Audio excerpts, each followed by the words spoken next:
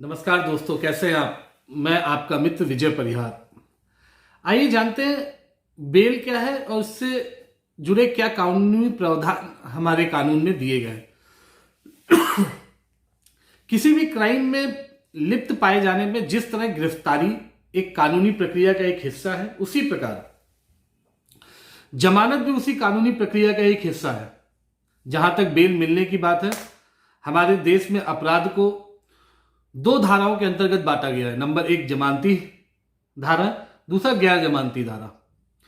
हमारे देश में कानून को दो संहिताओं में रखा गया है। नंबर एक इंडियन पीनल कोड, जिसे हम आईपीसी के नाम से भी जानते हैं, जिसमें अपराध और सजा के क्या प्रावधान होंगे इसके बारे में विस्तृत जानकारी दी गई है। और दूसरा है सीआरपीसी, क्रिमिनल प्रोसीजर कोड, जिसमें अपराध का निवारण और सजा की क्या प्रक्रिया होगी उसकी विस्तृत जानकारी हमें सीआरपीसी में दी गई है। और जमानती धाराएं क्या हैं और गैर जमानती धाराएं क्या हैं, इसके लिए हमारे कानून में सीआरपीसी में 2C में कॉग्निबल ऑफेंस के बारे में बताया गया है, जिसमें पुलिस को आरोपी व्यक्ति को गिरफ्तार करने के लिए किसी भी वारंट की जरूरत नहीं होती है। जैसे कि हत्या, दहेज हत्या, लूट, दंगा, बलवा आदि के अपराधों में पुलिस को मजिस्ट्रेट से या कोर्ट से किसी वारंट की जरूरत नहीं होती। पुलिस आरोपी व्यक्ति को गिरफ्तार कर सकती है। और दूसरी आता है नॉन कॉग्निबल ऑफेंस। इसमें सीआरपीसी 2L में डिफाइन किया गया है ऐसे अपराध जिसमें आरोपी को गिरफ्तार करने के लिए पुलिस को वारंट की जरूरत होती है। बिना वारंट के पुलिस आरोपी व्यक्ति को गिरफ्तार नहीं कर सकती है। ऐसे अपराध जैसे धोखाधड़ी हो गया, आपका मानहानि हो गया, या फिर आपके जो छोटे अपराध होते हैं उसमें पुलिस को वारंट की जरूरत पड़ेगी, तभी जाके आरोपी व्यक्ति को पुलिस गिरफ्तार कर सकती है। फिर है बेल क्या है। जैसे कि हमारे देश में बेल का मतलब यह है कि किसी भी एक तय सीमा के लिए आरोपी व्यक्ति को आजाद कर देना, छोड़ देना। और ये आजादी या ये बेल हमेशा शाश्वत दी जाती है, पूर्णतया स्वतंत्र नहीं होती है। बेल का मतलब ये नहीं है कि आप आरोप मुक्त हो गए या आपको कोर्ट ने बाइज्जत बरी कर दिया। आपको बेल मिलने के बाद उन शर्तों का पालन करना पड़ेगा और संबंधित कोर्ट में जब भी आपको बुलाया जाएगा तभी आपको प्रस्तुत होना पड़ेगा उस मुकदमे में। यह है हमारे देश में बेल। और बेल के क्या क्या प्रावधान है, क्या क्या बेल के टाइप हैं। सबसे प्रथम आता है जिसे हम कहते हैं साधारण बेल, जिसे रेगुलर बेल।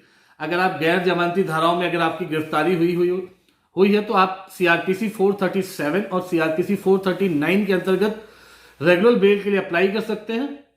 और ये कोर्ट के विवेक के ऊपर डिपेंड करता है कि आपको जमानत दें या आपको जमानत ना दें। फिर आता है एंटीसिपेटरी बेल, जिसे हम अग्रिम जमानत भी कहते हैं। जैसे ही नाम से स्पष्ट होता है कि ये एडवांस बेल है। और आपने अक्सर पिक्चरों में भी देखा गया होगा, जब पुलिस किसी आरोपी व्यक्ति को गिरफ्तार करने जाती है तो वो पुलिस के सामने एक कागज प्रस्तुत कर देता है और फिर पुलिस खाली हाथ बिना गिरफ्तार किए वापस चली जाती है। जब कभी भी आरोपी व्यक्ति को किसी भी अपराध में गिरफ्तार होने की आशंका होती है तो आरोपी व्यक्ति कोर्ट में से सीआरपीसी की धारा 438 के अंतर्गत एंटीसिपेटरी बेल के लिए आवेदन कर सकता है और बेल मिलने के बाद वो गिरफ्तारी से भी बच सकता है। इसके बाद आती है अंतरिम जमानत, जिसे हम कहते हैं इंटरिम बेल। इंटरिम बेल जैसे आपकी रेगुलर बेल और पार्टिसिपेटरी बेल एंटीसिपेटरी बेल की सुनवाई के आने से पहले आप इंटरिम बेल फाइल कर सकते हैं। ये बहुत ही कम समय सीमा के लिए दी जाती है। और इसके बाद आती है, आखिरी आता है आपका थाने से मिलने वाली बेल। जैसे कि जमानती धाराओं में जब किसी व्यक्ति की गिरफ्तारी होती है वो थाने से जमानत ले सकता है बेल बॉन्ड और एक गारंटर को प्रस्तुत करके वो संबंधित थाने से ही अपनी बेल करवा सकता है। किन किन परिस्थितियों में आपकी बेल रिजेक्ट हो सकती है, वो कौन कौन सी वो है कि जिसमें कोर्ट आपकी बेल को खारिज भी कर सकता है। सर्वप्रथम गैर जमानती धाराओं में अगर कोर्ट को लगता है कि इसमें सजा की अवधि अधिक हो सकती है तो कोर्ट आपकी बेल को रिजेक्ट कर सकता है। और ट्रायल के दौरान अगर गवाहों ने आपके खिलाफ गवाही दी है, मुख्य गवाहों ने अगर आपके खिलाफ गवाही दी है, तब भी आपकी बेल एक्सेप्ट नहीं हो सकती, रिजेक्ट कर दी जाती है। और मामला गंभीर हो, अगर कोर्ट को लगता है कि यहां गवाहों को डराया धमकाया जा सकता है या केस को प्रभावित किया जा सकता है या सबूतों के साथ छेड़छाड़ की जा सकती है, तो ऐसे मामलों पे भी कोर्ट आपकी बेल एप्लीकेशन को रिजेक्ट कर सकता है। कुल मिलाकर यह समझा जा सकता है कि जमानती गैर जमानती अपराधों में यह पूर्णतः कोर्ट के विवेक के ऊपर निर्भर करता है कि वो आरोपी व्यक्ति को जमानत दे या जमानत ना दे। यह पूर्णतः कोर्ट के विवेक के ऊपर निर्भर करता है। आज के लिए इतना ही। अगर आपको मेरा ये वीडियो पसंद आया हो तो प्लीज लाइक एंड सब्सक्राइब करना ना भूलें।